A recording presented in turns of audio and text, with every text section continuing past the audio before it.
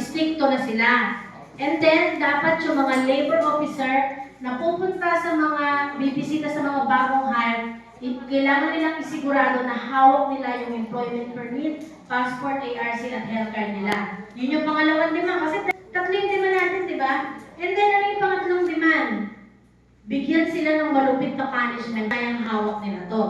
Ngayon, after natin mag-action, kinabukasan sumagot sila. Anong sagot nila? Makikipag-meeting sila sa atin. Pero nabago yun. After 3 days, tumawag sila sa atin. Ang desisyon ng buong Ministry of Labor na magdadrop sila ng policy noong January at ipapatupad kundi this month or next month, no excuse, atin ang EP at TP.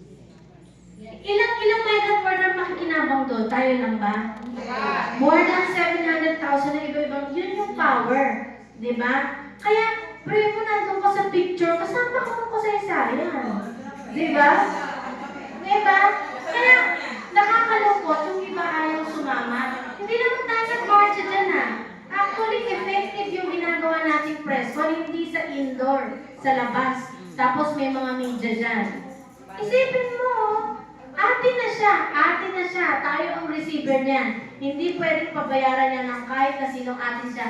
So yung freedom to transfer, kahit na masakit pa rin sa loob na may transferring permit, na dapat naman talaga, hindi natin kailangan permit sa transfer, kailangan natin lumipad. Pati yung employment permit, kailangan may employment permit system sila.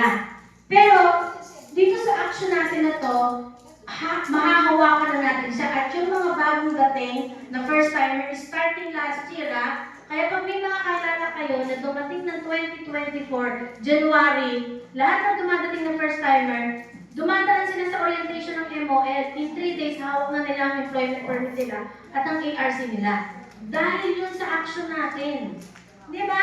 Ibig sabihin nyo ng isda doon, ilang broker ang binangga natin doon. Di ba? 10,000 brokers. Kasi ng Taiwan Manpower Agency Ganun na binangga natin broker. Ganun karaming broker. Kaya ang laki ng shark, di ba? Tapos ang lilit natin, pero ang dami natin. Di ba? Kaso, yung iba sa inyo wala sa picture. Anyway, okay lang yun. Joke ko lang yun. Sana sa susunod, hindi nakakatakot sumama. Kasi yun nga yung lakas, yung kapangyarihan.